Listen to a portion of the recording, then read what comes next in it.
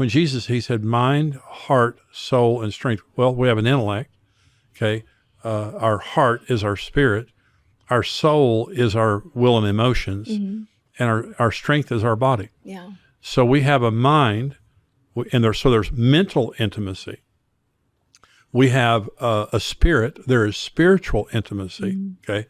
We have emotions. There's emotional intimacy. And then we have a body. So sexual intimacy is 1/4 of the intimacy equation. Welcome to the Marriage Today podcast. We are Jimmy and Karen Evans, and this podcast exists to help every couple succeed in marriage. Karen, welcome to the podcast. Good to be here. We're talking today with don't confuse sex with intimacy, and I think you have a lot of confusion about this. I think that you think sex is intimacy, and I'm trying to tell you that it's not. Talk some sense into you. Yeah, well, God knows. Well, this was when we first got married 50 years ago, so I was 19 years old. I thought sex was intimacy. I had no knowledge of anything. But to me, sex was intimacy. And you were always good about meeting my sexual needs, but you wanted a lot more than that, which I didn't understand. So let's talk about don't confuse sex with intimacy. So as time went on, and we've been married all these years, what I realized is sex is important, but it's only one dimension of marriage. So Jesus in Matthew 22, they came up to him and they said, Lord, what is the most important commandment? And here was his answer. Love the Lord your God with all your heart, soul, mind, and strength. Now it's an interesting scripture because what Jesus is saying is there's 4 dimensions to us. We're not one-dimensional beings. Because, see, the way that pornography portrays sex is we're just animals. We're just animals pleasuring ourselves, and you're just a sack of flesh that I can get some pleasure off of. But that's not what the Bible says. When Jesus, he said, mind, heart, soul, and strength. Well, we have an intellect, okay? Our heart is our spirit. Our soul is our will and emotions, and our strength is our body. Yeah. So we have a mind, and there's mental intimacy. We have a spirit. There is spiritual intimacy, okay? We have emotions. There's emotional intimacy, and then we have a body. So sexual intimacy is 1/4 of the intimacy equation. And what I realized was, being very one-dimensional as a young man, when we began to pray together and worship together, when we began to have vision retreats, and we would sit down and we would and if you don't know how to have a vision retreat, go on exomarriage.com. We have a resource called Vision Retreat Guidebook. But when we began to have a more mature relationship, what I realized was I need to be mentally one with you through talking. I need to be emotionally one with you through romance and talking and having fun. I need to be spiritually intimate with you by praying together and worshiping together, and I need sex. And so there's 4 dimensions to it. So a lot of times, a lot of the fighting that happens in marriage over sex is a lot of times we're going overboard in an area. In other words, I want to have spiritual intimacy and I don't care anything about sex. But also, most of the problem today in our society is trying to make sex too important, and you fail because you can't succeed. So if you do succeed, you become a sexual addict. So good sex in marriage means a balance. I totally agree. And, I just think about, you and me, it's, one of the things that I remember, when we first, were married, and actually when we were dating, you were very sexual, but you were a guy and you were so young. I mean, we were 16 when we met. And then, you and I were very attracted to each other, but what I remember the most about our dating and then the first years of our marriage were that we would spend so many hours talking. And I think that's what developed that closeness with you and I, even before anything sexual. And I can remember us laying in bed at night and putting the phone down, because that was, everything was wired phones. We didn't have wireless phones. And we would go to sleep with the phone next to each other, and we'd wake up, the phone was still. That was like sleeping together. But we had such good conversations. I remember going on dates and just sitting and talking for hours. And and how important that was. And I think that we built that foundation, and I think that, like, just exactly what you're saying, intimacy is so many more things than just physical. It is emotional. It is, communicating. It's being, I think about the times that, when we would go through times of being disrespectful and dishonoring of each other. And it's really hard to come together and want to be physical when, we've hurt each other with our words, and because it all plays a part. I mean, everything's combined. Absolutely.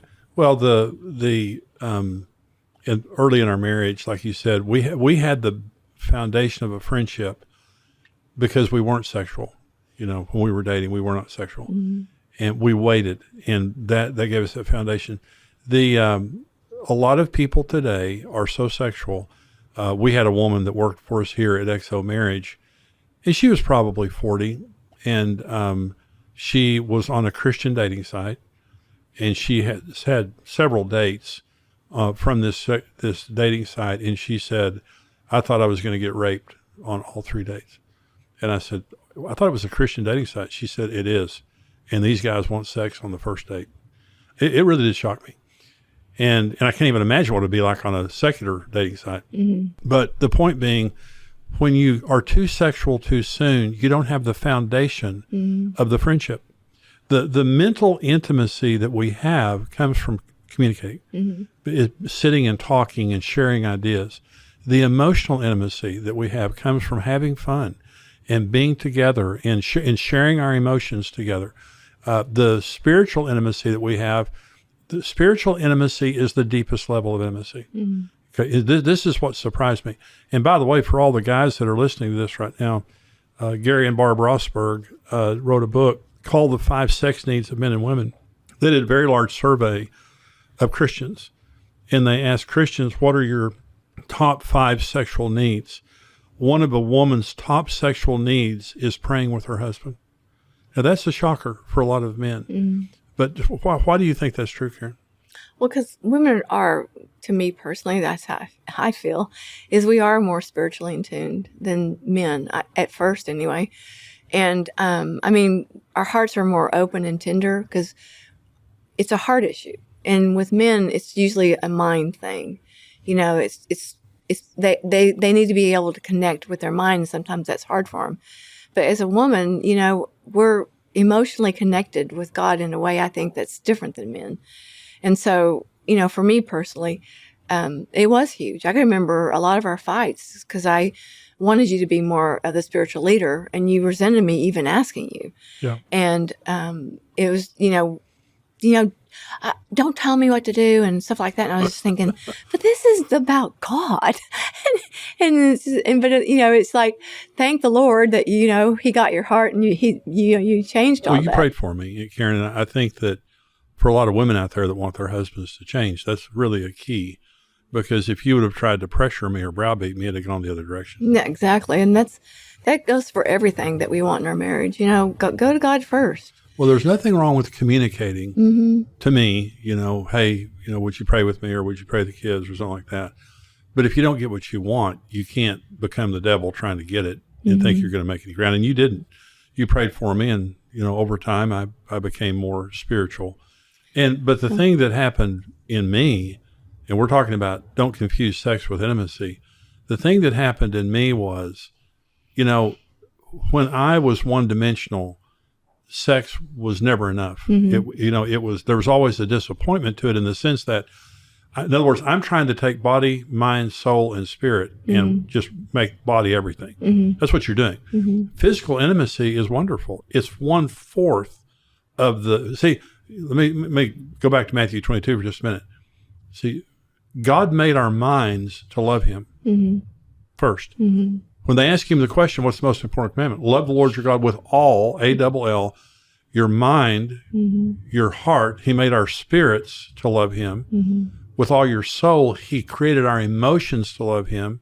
And your body, he made our bodies to love him. The number one purpose of our mind, soul, heart, and strength is to love God. Well, The second purpose is to love each other. Mm-hmm. The purpose that God created our emotions for was to love. Mm-hmm. He created our minds to love. He created our spirits to love. He created our bodies to love. So our society, when you become morally bankrupt as a society, you become very outward. Mm-hmm. In other words, when you're a whole person, body, soul, mind, and spirit, you have a value on the physical, but it's 25%. Mm-hmm.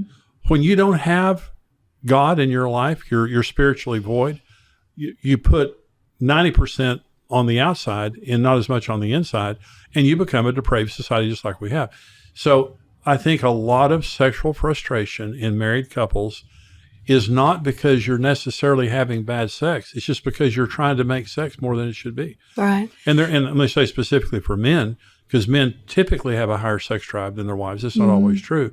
But I think there's a lot of men putting pressure on their wives to have more sex, and the wife feels frustrated with it because he's trying to make too much out of it. It doesn't mean he doesn't need sex. It just means he's not praying with her, they're not talking, and she doesn't feel the connection on other levels, and he's trying to make it all about sex. Well, and I was also thinking that, for me personally, it was, you and I had a very open relationship. I mean, we talked about everything. I knew your past, I knew every detail. There was a trust there. And I think that with intimacy, you have to have a lot of trust. You have to be able to trust the person that you're with. Yeah. And, you and I never had secrets ever. I know I can get into your phone, I can get into your computer, I can, there's nothing that you've ever hidden from me. And I think that that's another aspect of having intimacy is, the more that you can trust that person and the more you know that person and every good and bad thing about them, because we've never hidden anything from each other. And we're very honest about our communication. And I think that builds a really good intimacy too. I think I agree with that. And I think that's one of the reasons why praying together is very important. It's because it builds trust. It's because I'm more than just a physical person. I'm a spiritual person. I remember when we started walking and praying together, and you would be praying about something, and I'd be like, I didn't even know that he felt that way. That's amazing. Yeah. It's like, it takes down, for a man, it takes down that wall of defense and macho and ego that, when you're praying with your wife, it's very, very, well, I never, in the first few years of our marriage, I never talked to you patiently, about a lot of things, and you wanted me to, but I didn't, we never prayed together and things like that. When we started talking, sitting down and patiently talking, and I opened my heart to you, and we started praying together, it dramatically improved our sex life. And that surprised me. And that's what I'm saying to every man that's listening to this. Don't one-dimensionalize your wife in sex. She has a spirit, she has emotions, and she has a mind. And if you will be a good husband to her and talk with her and pray with her and share your emotions with her, and honor her emotions and her thoughts and everything, is that she'll open up to you sexually in a different way. It really will. Well, we hope that's helpful to you today. Thank you for being a part of the Marriage Today podcast. We'll see you next time. Goodbye.